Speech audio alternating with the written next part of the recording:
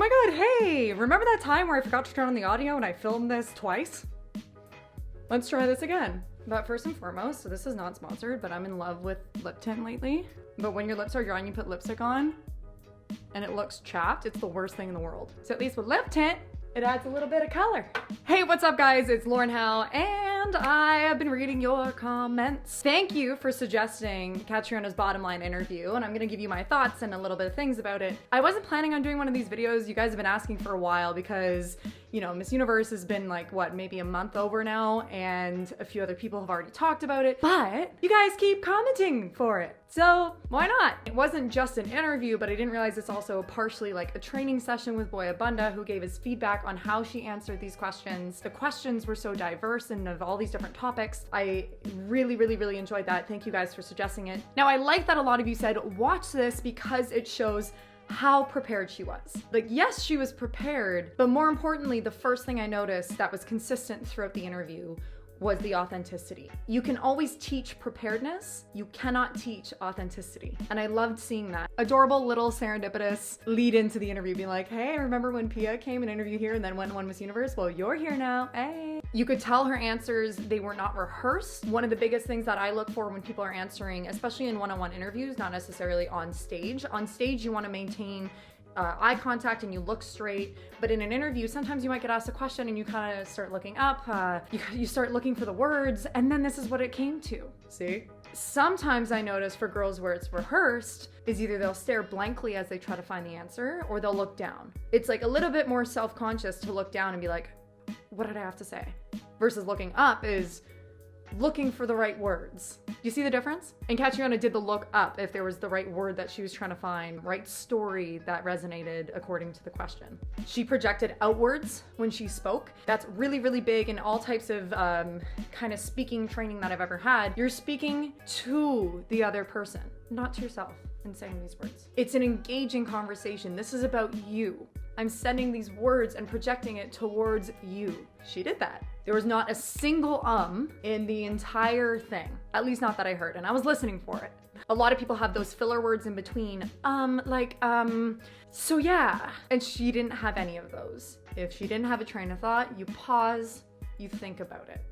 I really liked this line, is a cynic doubts everything, including beauty. And to go on a tangent about that for a second, guys, cyberbullying and online bullying is a big thing nowadays. I've had a lot of people write to me on these horrible situations or just horrible things that have been said about them or what a lot of high schoolers might be going through. Please keep that quote in mind. A cynic doubts everything, including beauty. They'll find the worst in a situation, even when it's already beautiful. You can always see beauty in moments. You can always find good in people. Just remember that. If any negative words you've ever heard come towards you, just remember that. Doubts everything, including beauty. They'll doubt everything, and that doesn't mean you should ever doubt yourself. Around you, is there something that's distorting your view of the world? And if there is, remove it and try and see the beauty in the world, because it is a beautiful world. I want to point out her posture. Catriona's posture is she's sitting relaxed. Now, I used to have like really strong posture because I thought like, oh, if I sit this way, will I get abs? It was only until I worked with a certain coach at some point and he goes, what are you doing? I'm sitting. Your posture, this. Stop that. What? When people sit too rigid, it makes other people feel uncomfortable. There's a balance between being confident and having good posture, but still being relaxed and making the person on the other side of the table feel the same way. So Catriona, you know, she has a good relationship with Abunda ahead of time. While she maintained good posture, you could tell in the way she was sitting, she's still very relaxed and calm, answering controversial questions or difficult questions in front of a camera. Her advice on staying true to her vision. Sometimes it works out, sometimes it doesn't. Yeah. But I'd rather stay true to my vision and then explore others and learn that way than never listening to what I want. Yes, queen. This is one of the best pieces of advice. If you stay true to yourself and stay true to your vision, you will never look back on life and have regrets, because those choices were your own and you can take ownership for your choices. If it was a mistake, then you look back and say, you know what, it was a mistake, but it was my mistake. If it works out, then great. And this story is told time and time and time again with successful people who said, everyone said I couldn't do it. Oh, they said I was crazy. And then they were successful. Because you have to do it differently sometimes. It takes confidence and strength to stay true to yourself, but it could not be more important. Anyways, I guess maybe because of my circumstance, it just really resonates with me, and I hope it resonates with you with any major decisions that happen in your life.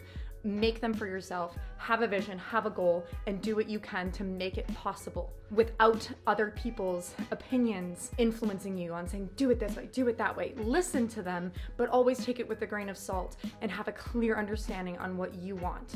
So that's my little like Oprah moment. I think I heard that and I had to rewind and replay it when she said it, and you know, it paid off for Catriona. What's exciting in life is there are things that are different, and when she came out in that gown, which is not traditional gown by any means for the pageant world, in the earring, if she didn't hold true to her vision, then she may have had something that's kind of like, okay, it's another beautiful gown. Being a good speaker requires you to be educated and knowledgeable, and that is what she is, and you can tell from this. Speaking well, and her answers are not coming from practicing it over and over and over again, or at least not that alone. It comes from the fact that she has educated herself. She's gone out of her way to teach herself things that she doesn't know. This comes from having stimulating conversations with people, from reading, from striving to become more intelligent and knowledgeable, and from speaking with Boy Abunda. Tito Abunda? This is the advice that I've always given to girls, is to train properly, is to simply become the best version of yourself. Also being as prepared as possible for the little things like the walk, the pose, the hair, the makeup, the styling. Your answers will come off authentically if you hold true to all of those things, and you are a person who can think for yourself because you have made yourself more knowledgeable, not because you've memorized enough times. I love her piece on education, that education isn't a formal degree per se, but it's about the opportunity to learn and to grow and to give kids access to that opportunity for them to further themselves in life. It doesn't have to be in a classroom that a child can receive knowledge. It can be in a household. It could be through a book. And I think that as long as a child can access some kind of information, whether it be through a family member or a teacher that would come to a house, or even through a YouTube video, there's always some aspect where a child can learn and grow. A few people commented this when I was doing my review on Miss Universe on, you know, like, oh, why are you valuing the girls who have an education? That's not true. I was valuing the girls who value education. If they hold a degree in something or were pursuing a degree, that's one thing. And people criticize that for saying, you know, why are you valuing people with education when there are the individuals who may not have access to that? That's okay, because it's not about that. It's about what Catriona said. Promoting education and helping individuals receive as much education as they possibly can. That's a great example of an answer that showed her authenticity, right? She may not have went and looked on purpose for a specific context, but she tried, and it resonated. Children, which is very close to you. That's why you handled it well. Now, we naturally try to look for context, but for her, you could tell it did come from a true place. Also, the power of threes thing, yes, Boy Abunda, yes, I loved hearing that. The power of threes is huge when you're doing any type of presentation. Boom, boom, boom. Ooh, the question. Would you rather be the one who hides the truth or the one who tells a lie? I would rather be the one who hides the truth, because I believe no matter what, the truth will always come out.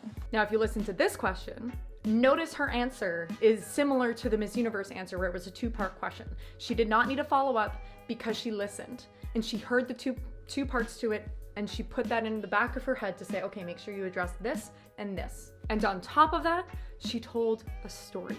And that is just one of the most critical things. Anyone can talk about like, oh, I want to make these changes for this reason. Oh, this is why let's support women's empowerment. But to tell a story is to have other people relate to certain parts of it, to bring them along for the journey. And she does that in such a nice way.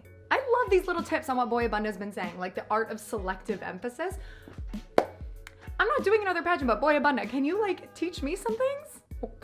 This entire thing is not pageant training. It's public speaking training. It's what anybody should receive. It's what I personally believe all girls going through a pageant in every single country should receive, not just the winner. I mean, I didn't have any of that training in Canada, and I think all the girls who go through a system could benefit from that in anything they do in life, whether it's a presentation in school, for work, if you want to become an entrepreneur CEO and you're doing a pitch to try to get funding, newscasters, politicians. Public speaking training is a very, very important thing, and that's all that this is. That's all that Boy Abunda is referencing here.